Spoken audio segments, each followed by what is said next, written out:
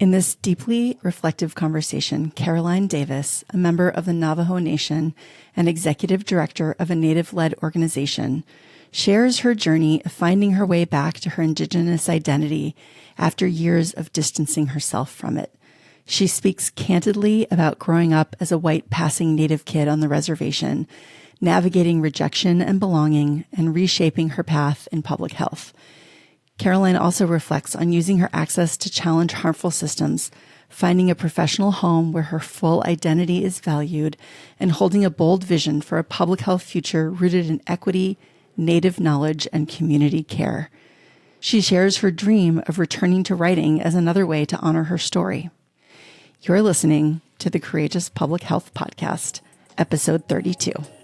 To all the courageous Black, Indigenous, and women of color leading in public health, this podcast is your space to turn up the volume on your courage. This space centers your voice. This space celebrates your passion. This space amplifies your courage. My role? To listen, to amplify, and to stand with you in the fight for equity.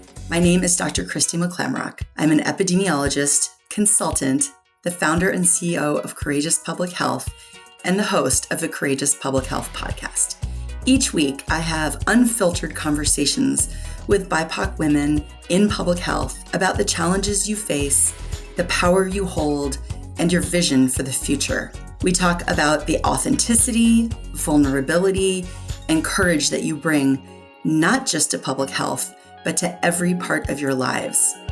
Because courage is about action, even in fear. It's about taking up space, leading unapologetically, refusing to be erased, and knowing you never have to do it alone. If you're ready to turn up the volume on your courage, if you're ready to take up space, if you're ready to smash the racist, patriarchal, cisnormative, heteronormative, ableist, capitalistic systems, then let's dive into this brand new episode. Thank you for joining me on this episode. I'd like to start by introducing myself if you're brand new to the podcast, or reintroducing myself if you're a returning listener. My name is Dr. Christy McClamrock, and I am the CEO of the Courageous Public Health Consulting Firm, where we support public health organizations through workshop design and facilitation and speaking engagements. I am so excited to introduce you to my guest on this episode. Let me formally introduce her, and then we'll jump right into our conversation. Caroline Davis, Diné, is a dedicated leader in Indigenous public health, health equity, and social justice. Born and raised on the Navajo Nation in northern Arizona, Caroline is of Navajo and Irish descent. She brings over a decade of experience working at the intersection of public health and Indigenous community well-being. Caroline holds a Bachelor of Science in Psychology from Northern Arizona University and a Master of Public Health from New Mexico State University. Her career has spanned maternal and child health, mental health, disease prevention, social and environmental health, and healthcare workforce development. She is deeply committed to community-centered approaches and has provided trainings and technical assistance to tribes and tribal organizations across the country, with a focus on research and evaluation rooted in Indigenous values. Caroline serves as the executive director of a national Native-led nonprofit and co-leads her own consulting firm, working to challenge and transform the ways government agencies and non-Native institutions engage with tribal communities. Her work is grounded in the belief that Indigenous knowledge and leadership must guide all health and healing efforts. Caroline lives in Colorado with her husband, 3 children, and 2 cats. Outside of work, she enjoys mountain biking, hiking, and exploring her creative side through art and writing. Ready to be inspired? Let's listen to my conversation with Caroline Davis right now. I'm really excited to introduce my guest today, Caroline Davis. Welcome to the Courageous Public Health Podcast. How are you doing? Hi, I'm doing good. Thanks for having me on. Absolutely. Yeah. I wanna start by giving a shout out to Zainab Ship Chandler, who introduced us. on LinkedIn, and I'm really glad that she did, so that I could have you on today.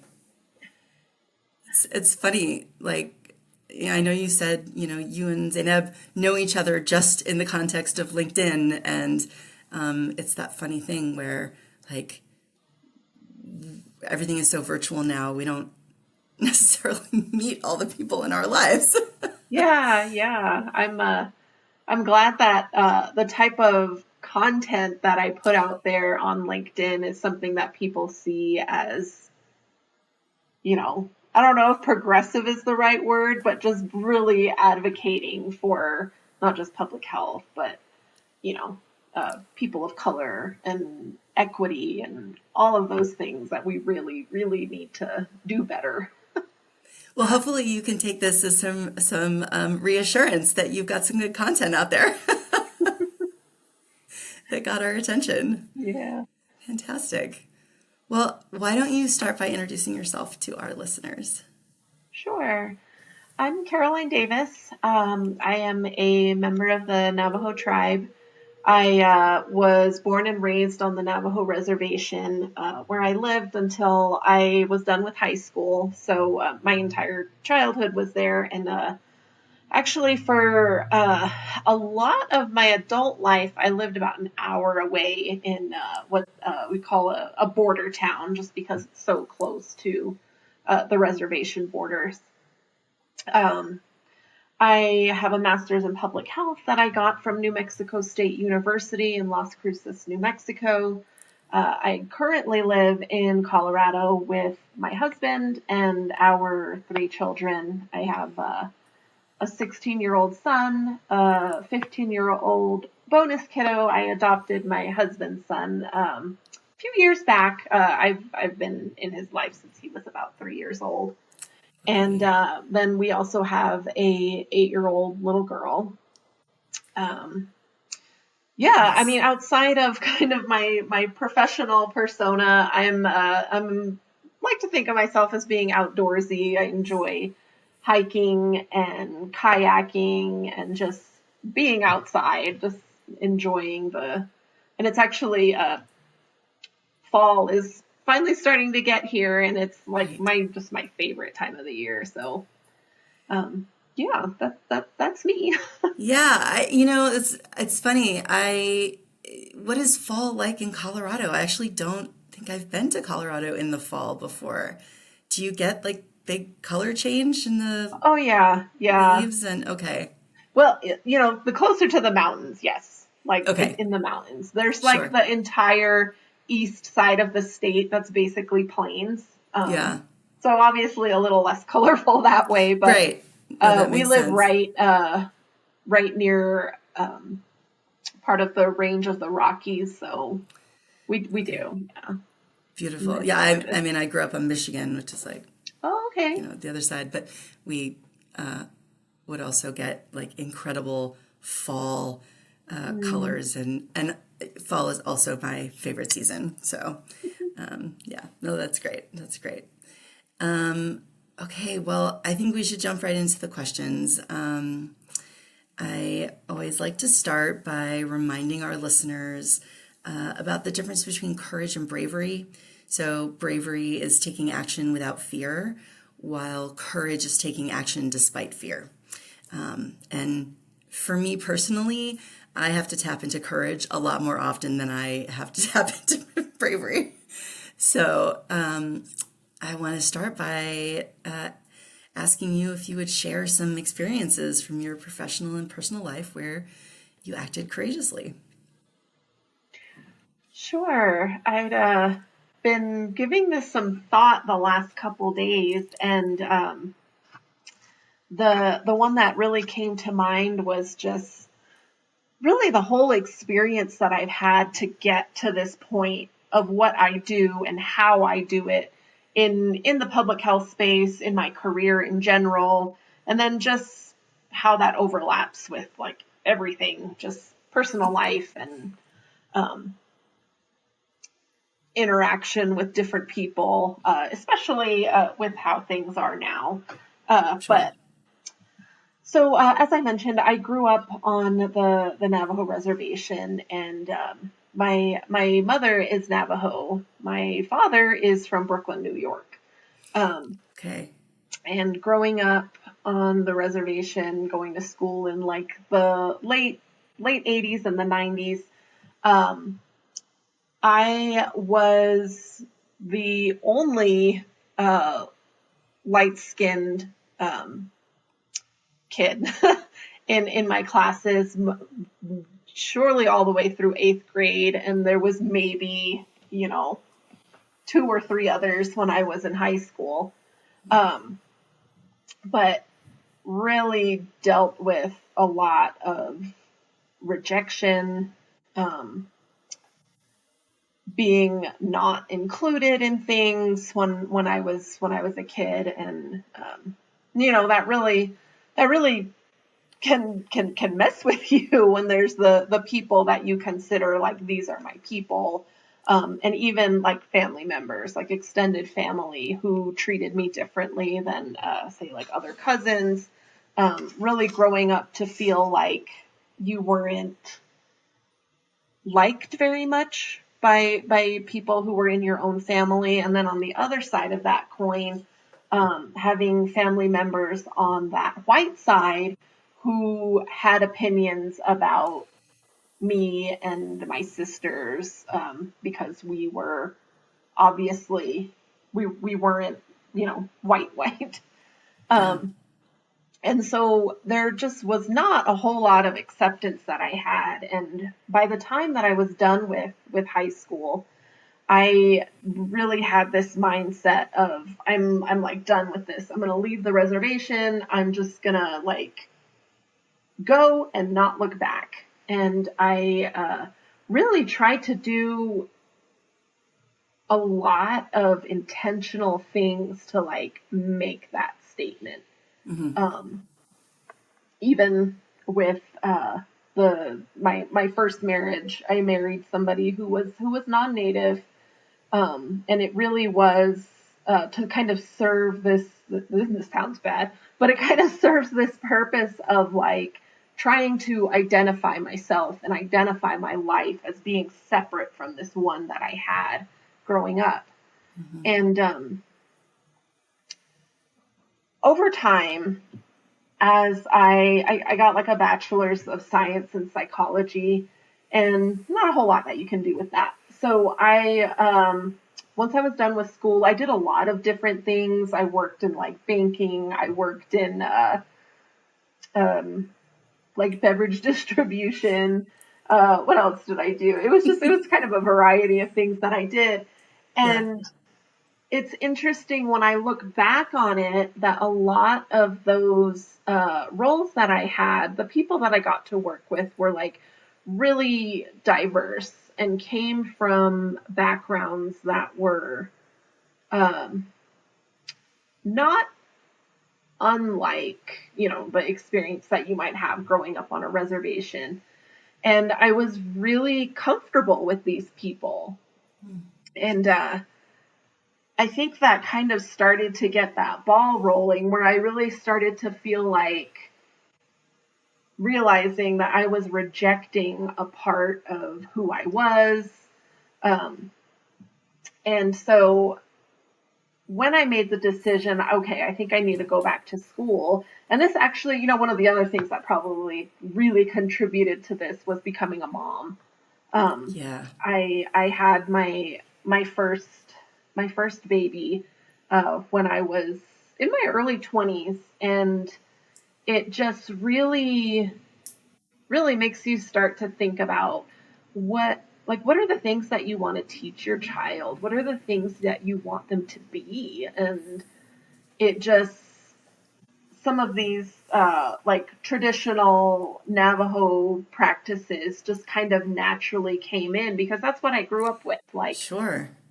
I put my son in a cradle board to sleep. We had like his first laugh party, and it was just like there were these traditions that I just did because Yeah.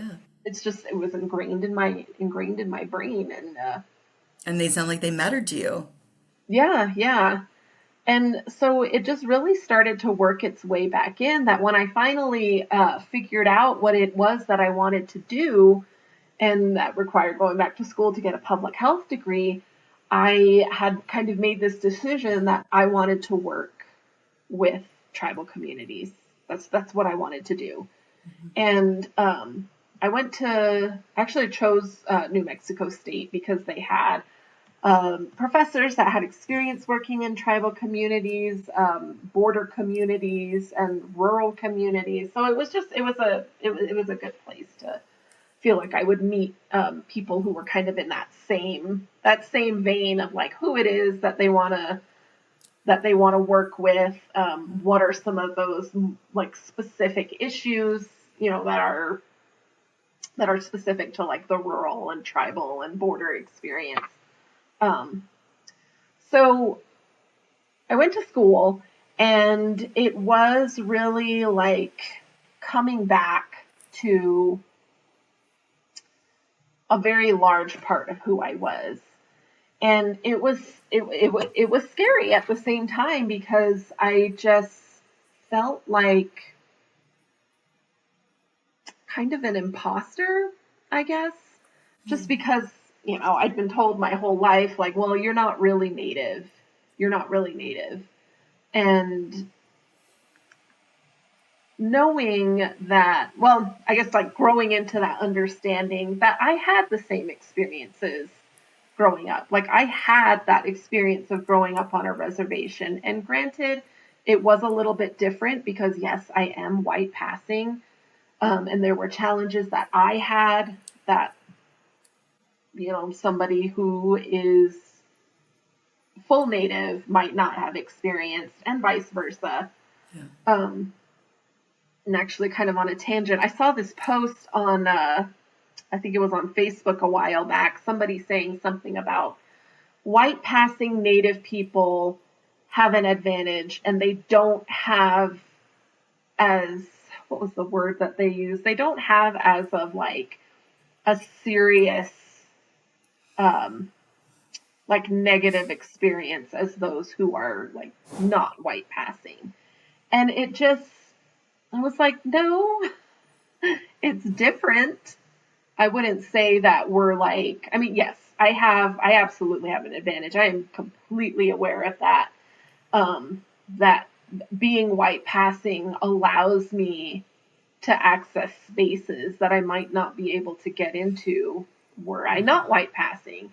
And I very intentionally try to use that to the advantage of furthering, how I advocate for tribal communities. But back to the point about, like it's different. They obviously, and the funny thing though is that a lot of some of the experiences that I've heard from other Native people, it is a very similar experience, but they came about feeling that way because of different things that they experience, that they also have that feeling of like being rejected, whether it's because they don't speak their traditional language, so they're treated a certain way, or, because they're like, I don't know, like if they're like really into metal music or something and they dress a certain way, that they also get rejected from their community. So there actually really is a lot of similarities. And I think that I felt some of that really amplified just because it was about a race thing versus a different kind of like lifestyle kind of thing. Yeah. But making that decision to get back into working with tribal communities, when I really felt like, are people going to look at me like I'm a fake? Are they going to call me like a pretendian and, and not like believe that I actually do have experience and I have knowledge and I know, and more importantly, that it is coming from a very personal space of how and why I advocate for tribal communities. And continued to need to like constantly push through these things because on the one hand, I was still experiencing this, people having this kind of attitude like, you don't look native. You're not treating me like maybe I shouldn't be in that space. And then on the other side of that, having people who, tokenize Indigenous representation in their organization or how they work, that they kind of misinterpreted like, oh, here's somebody who says that she has all this experience working with tribal communities, but she looks white. She's probably like a safe person to hire, to work with or whatever. And coming to terms with that too was kind of like and so when I found myself in those situations, needing to find that courage to just not keep my head down. It's like, I have a good paying job. I'm going to do what they tell me to do. It's okay. And in some ways, yes, they are working to like help and advocate for, I wouldn't even say advocate, but to help. And, their intentions are coming from this place of, granted, it's like white saviorism, and that's like another issue, but it is, kind of that what they're thinking. They're thinking that what they're doing is something that's helpful. And some of it is, but it could be done like 1,000 times better in any of these spaces that I've worked in, where you're not having Indigenous people in those high leadership positions making these decisions about various things. Yeah. So needing to find that courage of using that, because like I said, I know that I get access to space. And that's like a good example of it. I really do truly believe that in a lot of these situations, that's why I was hired. I was white passing, but I checked their boxes. And so, finding the courage in those times when I had this opportunity to speak up, to say like, hey, you guys are not doing this in a culturally relevant way. You're approaching this from like a white saviorism, and it's never received well. But sure. I continue to do it. And another, I guess, getting to the point where I am now, taking that it's like courage still, because I've been working in these like government contracting spaces for years. And when I came across this position for an executive director for a Native led organization, I almost didn't apply, because I was like, same things that are still really like pounded into my head, like, you're not really Native, you're white passing, it would be inappropriate, blah, blah, blah, all of those things that I've heard over my life. Yep. But I went ahead and I applied for it. And guess what? I got hired. Like, I am the executive director of this amazing Native-led organization. And I am so fortunate to work with people that understand that that like experience you have being like mixed race while still like identifying, I am Native. Yeah. I am Native. I don't go out there and say, oh, I'm like German or Italian, because like that's where my European roots are from. I am Native. Yep. And there's like this there's this saying that it's kind of more of like a traditional way of looking at it versus like this whole idea of like blood quantum and everything. And it's like, oh, I'm half, I'm 1/4. It's like, if you're a part of that community, you are a member of that community. End of story. There's none of this like half or quarter blood, or to say like, oh, I'm only quarter Native. No, it's really like how you live your life, and making sure that you are like meaningfully like embracing that identity of saying I'm Native. It's not a label. It's yeah. So I mean, I'm not exactly sure what I'm trying to say about that, but it It's your identity. I mean, yeah, and I'm just so fortunate that I have this great group of people that I get to work with who, and it's like it's been a very healing experience that I have come across so many other people. Because the fact of the matter is that there probably is way more mixed race natives than there are full blood natives.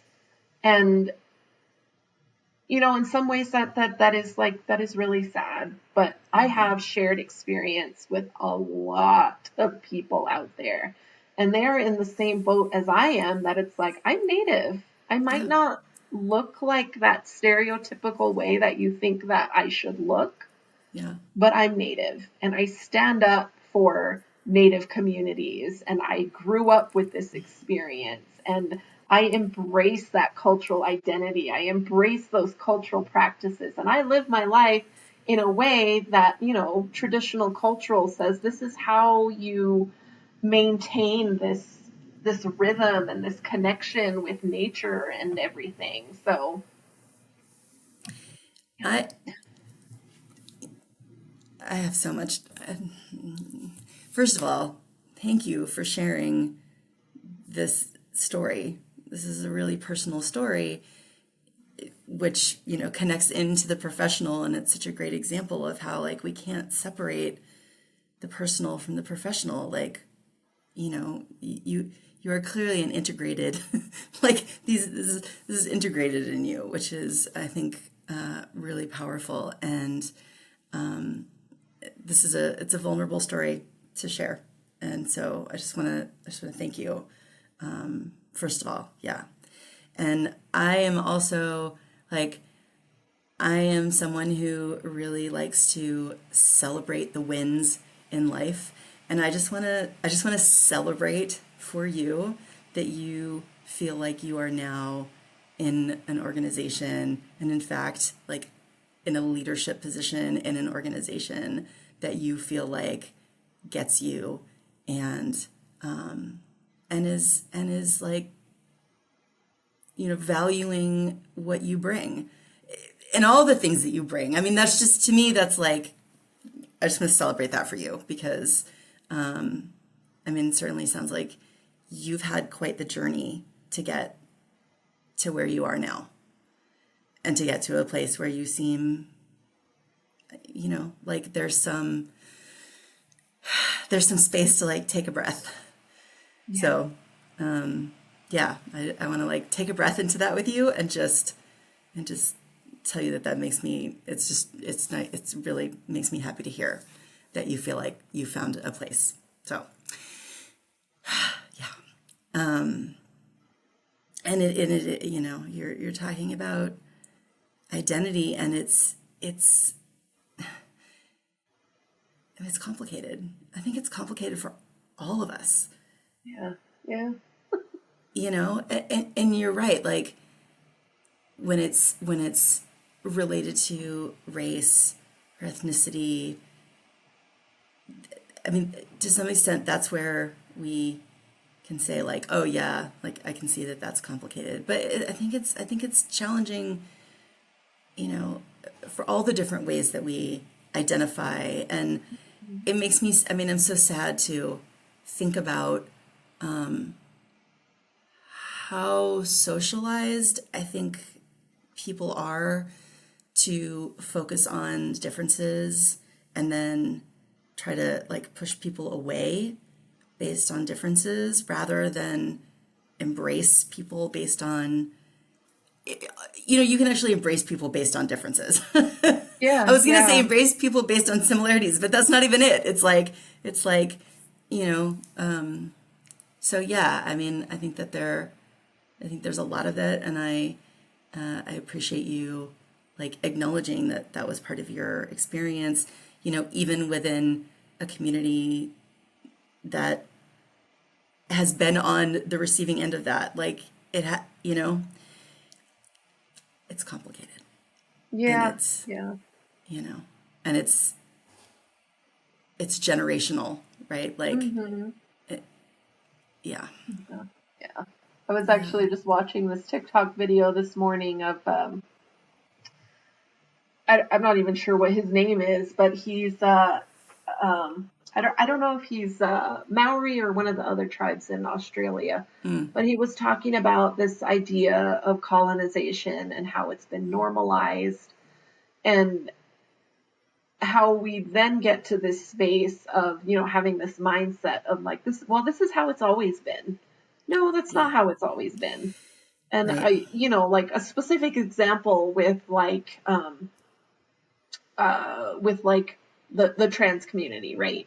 That Yep. there's so much hate directed at them right now, and it's like I don't even want to get into like why people might have that issue, but in a lot of Native cultures, that was something that was embraced. Yeah. In fact, in a lot of them, like those were their medicine people because they felt like they embraced both like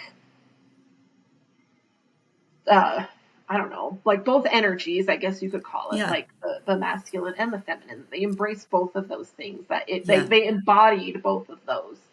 Yeah. Um, so like, no, that's not how it's always been. It's not how it's I always mean, been. we think about it that way, and it's the same way with like a lot of things. And this is like one of the things that I'm also so grateful that I get to do in the position that I have now. That it's like you can change that. For Yeah. some reason, we don't change it. And I feel like public health is like such a huge, because we're kind of in the same place, right? That there's just all of this negative things towards public health.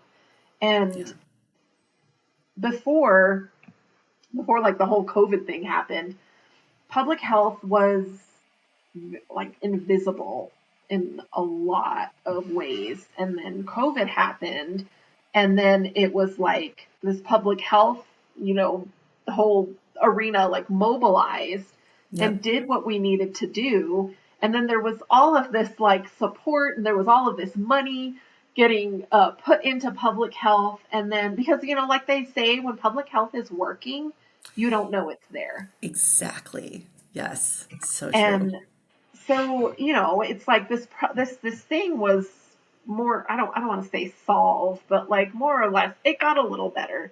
And so public health kind of disappeared into that background again, because not that we stopped working, but when Right. it's doing what it's supposed to be doing, you don't know it's there. You Yep. only realize public health value when it's Yeah. gone. Yeah. And I feel like people don't get that, and I No. don't understand why. Um, but and that's why I say like public health is a perfect example. Like changing how we're approaching this. Like, okay, so this is how it was done in the past. Whatever, we can change it, and we Yeah. can learn from these other things that have been rejected, like wildfires. The practice of like thinning forests and everything, that is a tribal practice. Yeah. And for a while, they didn't even allow for it until they realized. And most people don't know that. They're like, I didn't know oh, that. it was something that was come up by, I don't know, wildland firefighters. Yeah. I Yeah. don't Yeah. know. Yeah. But yeah, it was a common practice a long time ago, like on the West Coast and like the Pacific Northwest, to thin out those areas so that you weren't, and cleaning up like the forest floors so you don't have like all that fuel there. That was a Native American practice. It makes total sense now that I don't think I didn't think I just had never thought about it, but that makes total Yeah, sense. Yeah. yeah. So, pulling from these things and being open to that Yeah. is just, it's like, we can do this differently. And there is nobody to say that you can't do it differently. And I do this within my own organization, that I am really trying to um, combat these like mainstream, this is just the way that it's always been done, values of the workplace. Those are those are beliefs that we have. Like, oh, Mm-hmm. has to be this way. I don't have a choice. There's nothing I can do. It's always been this way. Those are beliefs, and we can actually choose to believe something different. Yeah. And when we choose to believe something different, then we actually get to create new things Mm-hmm. that, and those new things may be based on old things that have a lot of wisdom and value. Yeah. Yeah. Yeah. But Absolutely. it's incredible. Like again, back to sort of like the societal message is, yeah, it's always been this way. It's Mm-hmm. like, and I mean, that's kind of where we are now, right? With public health, it's like, okay, so our infrastructure is being eroded, and is Mm-hmm. not even eroded. It's more like violently ripped apart, Yeah. Yeah. eroded.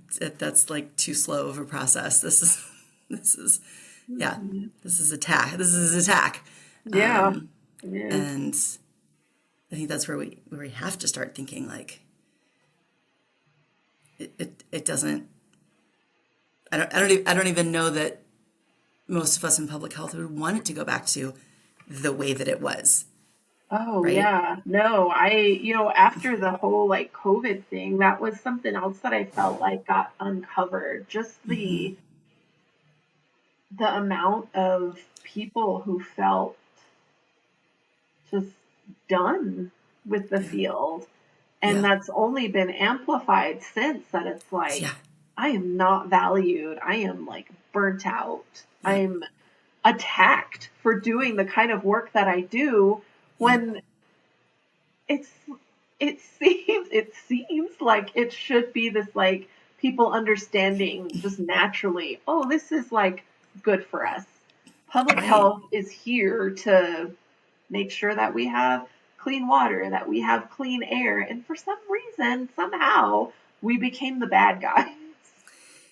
Yeah, totally. I mean, like I always go back to I had a thing called public health rock stars because I was like, we are rock stars. Like we are rock stars. We are not treated like rock stars, but we're Mm-mm. still. I mean, yeah.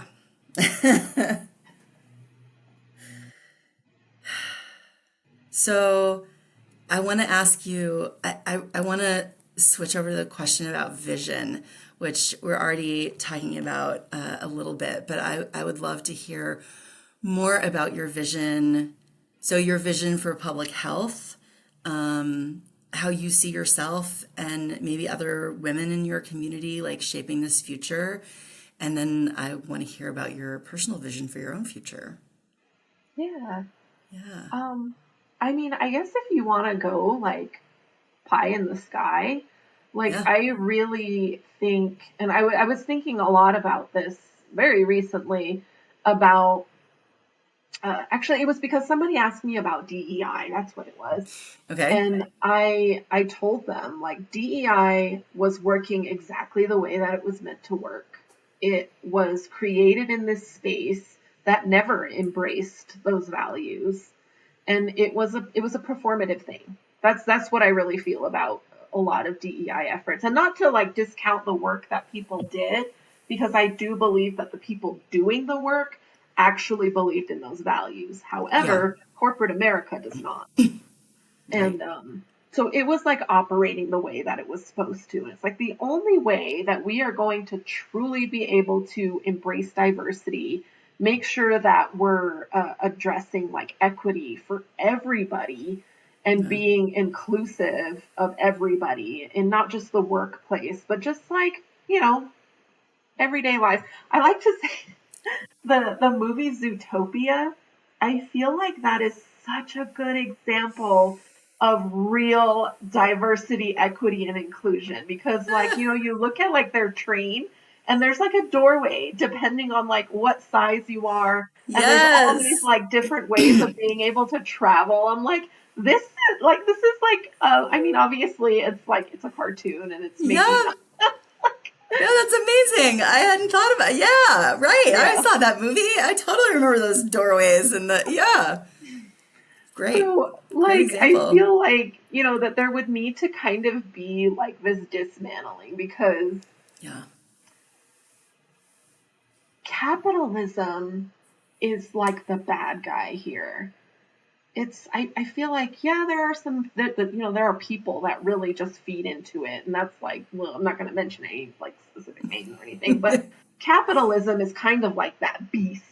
It's the thing that has caused so many different issues, even in like public health. And I feel like until that is addressed, until we don't, put like that idea of, oh, make more money, more money, more money, more money, and that people should be allowed to just be like ridiculously wealthy while 99% of the rest of the country are living paycheck to paycheck, even if they have a paycheck. Right. And until that those ideals are dismantled, which I feel like is what needs to happen. And that's why I say like pie in the sky. Like this is something that would just take like this major coordinated effort to end that because I'm a socialist and I really think that the government, if it's going to be there, and I feel like it can be done well. A government is like a helpful thing because then you're not just having like people running around doing whatever it is that they want to do. Yeah. But that they should be there to like take care of their citizens through universal health care, making sure that our schools are funded as much as they need to be to make sure that every child, despite where you're growing up, what part of the country, what type of like community that you live in, that the schools are good, that everybody's getting the same level of education, Yeah. and then so resulting in being able to have the same opportunities available to them, like if they chose that to go to college or whatever it is that they wanted to do. Yeah. Because that's not what's going on now. If you go to a school in a low income area, your school is going to have minimal funding. You're going to get a subpar education.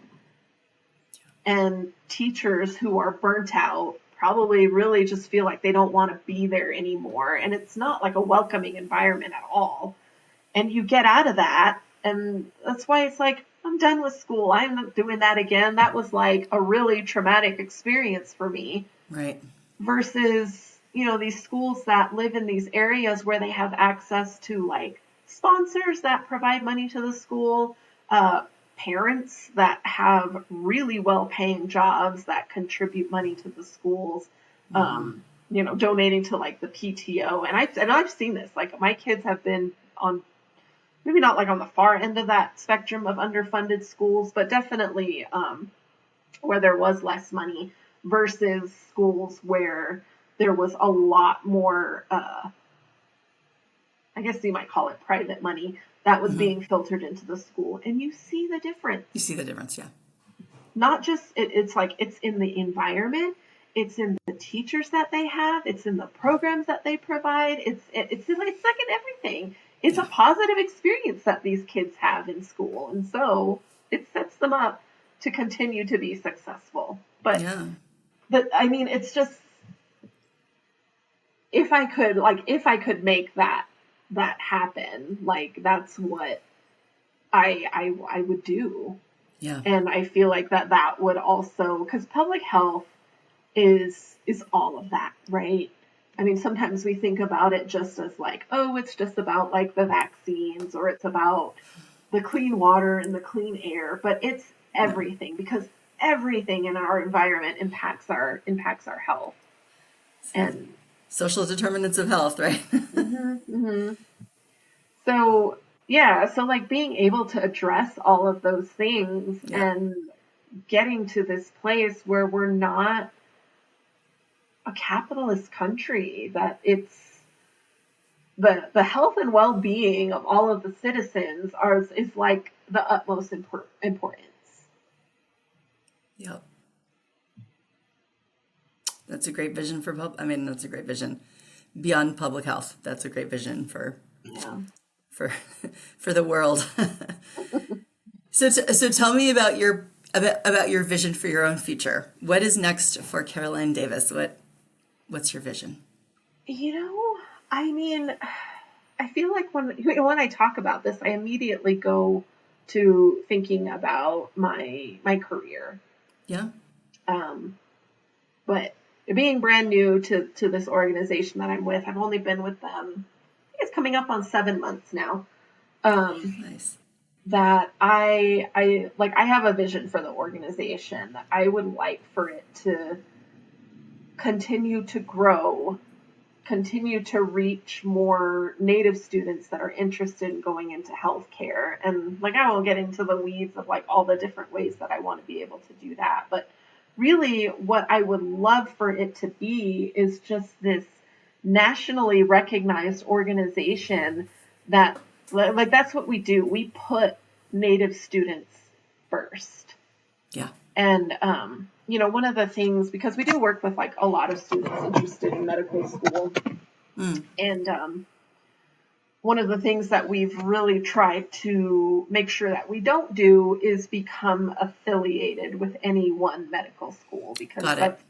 that's not what we do. Yep. And so being able to kind of be like this outside organization, this outside entity that's kind of like objective, or I always get those mixed up, subjective, objective, that we're not like Objective. Yeah. um, favoring any Yeah. particular school or something, that we're able to provide this objective information so that the students can make that decision on their own. Like, what school is going to be the best for me? And we can help Absolutely. them make that decision. Yeah. Um, and the same for any other like healthcare career, Yeah. because we do kind of have an emphasis on physicians right now, but growing that to be, because I mean, I think that that would be amazing to have entire health systems on reservations that are made fully of Native American healthcare professionals. Yeah.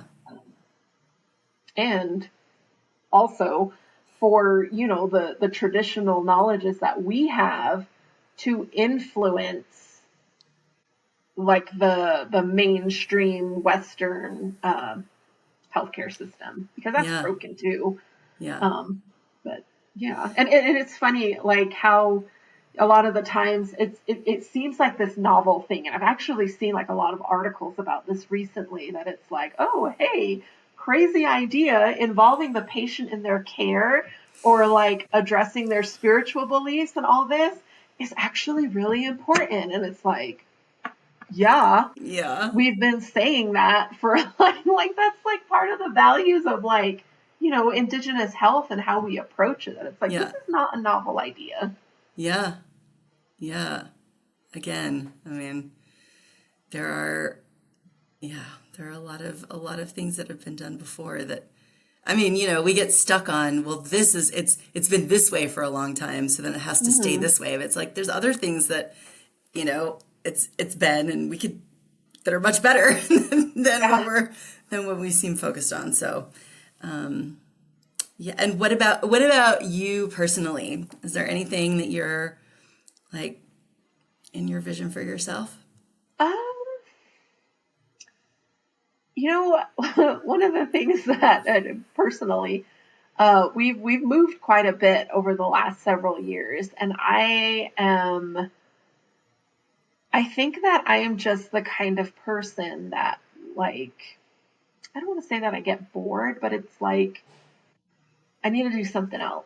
I need to do. And, being having this feeling of like, I also feel like I'm done moving. I'm done moving around. Like we've Yeah. done that for several years now. And same with my career. I mentioned that I kind of moved positions a lot, and it did have a lot to do with like the culture of the organizations that I worked with. Sure. But I also feel like it was this trying to find something that I was looking for and moving around. And so being in the role that I am now, I'm like, okay, I feel like I'm done moving. I'm in this role that I feel like I can really, really grow in and do something amazing with.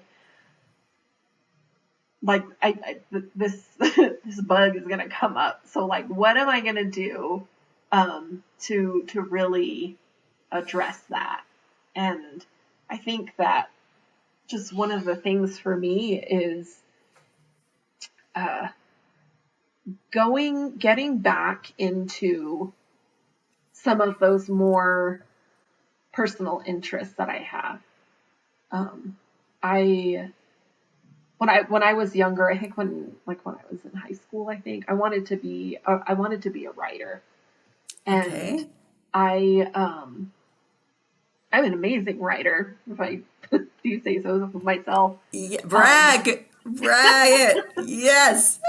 You're And an amazing writer. I haven't done it in years. Like I would love to be able to publish a book, like fiction. I'm like, writing is like my escape from all of this stuff. Yeah. And being able to do that, I've like always wanted to maybe do children's books. It's something that I've had on hold for a while. And now I'm like, you know what? I feel like that I'm kind of in this like more stable place and not feeling like, oh, I need to search around and we need to go to this place and I need to try this other kind of, Yeah. But it's like, okay, I feel a little more settled in a lot of these other areas. Because I've like hung on to all of these things. I have like so many different starts to all of these like different, I guess they were meant to be books that I started and never finished. And I've hung on to those things for years and years now that I'm like, I think that I need to like start revisiting this because I love that for you. Oh, I love that so much. I've spent so much of my time over the last, oh my gosh, 12 years trying to figure out where I fit into this space, like professionally. Yeah. And, you lose yourself when you do that. And even though, like, yes, there is a big part of my identity that's in my career. And yes, there is a big part of, like, my heart that I put into it.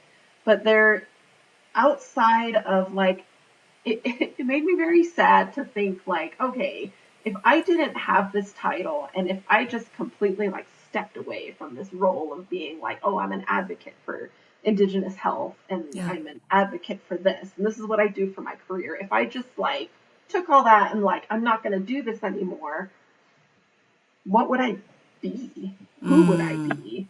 Yeah. And so I mean, what's so cool I'm is glad you asked that, because I haven't really like thought about that, but I know that those I've come across those lately. Like I feel like they're looking at me when I'm like cleaning up and I'm like come across this thing and it's like just like a notebook, and I open it up and there's like 4 or 5 pages in there that I wrote like who knows how long ago. And I'm like, wow, why is this here? Like I don't know how it ended up with this other like other stuff that I've used more recently. But I just, now that you ask, like I feel like it is like it's recently just been looking at me. And I feel like what's so incredible about that as a way, like you've been talking so much about identity and all of your journey around identity and figuring out like who is the authentic Caroline Davis, right? And like all the different parts of you, all of that work will show up in whatever you write. Even if you're writing fiction, like it will be in the mix. It will be in there. And like, what an awesome way to celebrate the work that you've done. Like, I'm very impressed with how much work you've done to parse through all of these things. So yes, if you write a fiction book, you gotta tell me. I will definitely read it. Yeah. Oh my goodness. Or a nonfiction book you end up writing about, your experiences and stuff. That's true. Yeah. Yeah, that's beautiful. Well, I really very much want to thank you for coming on the podcast today and sharing so much of yourself. It's really, you're very inspiring. I'm very inspired by you. Well, thank you. Yeah, thank you for giving me the platform to like tell my story. Yeah. You're so welcome. I think it's really important for us and us, women in public health, just to be able to hear each other's stories beyond what our bios say. Mm-hmm. Yeah. I think there's something there that's valuable. And certainly learning and leaning into courage, I think is also valuable, especially right now, but really always, all the time. Yeah. So let's make sure that our listeners know the best ways to connect with you. What are you thinking? I really think that probably the best way to connect with me would be through LinkedIn. Yeah. Okay, great. Yeah. So we'll put your LinkedIn information in the show notes so people can reach out to you to learn more about you and your courage. Oh, thank you. Great. Okay. Well, I'm glad we're connected now, and I'm gonna look out for writing and your posts. I'm following you on LinkedIn, so I will see your posts. So fantastic. Thanks again for being here. Yeah, thank you. Sometimes courage is claiming an identity that others have tried to define for you. Sometimes courage is pushing back on systems that expect your silence. And sometimes courage is coming home to yourself, fully, unapologetically, and on your own terms. Caroline Davis reminds us that identity is not a label we earn. It is a life we live.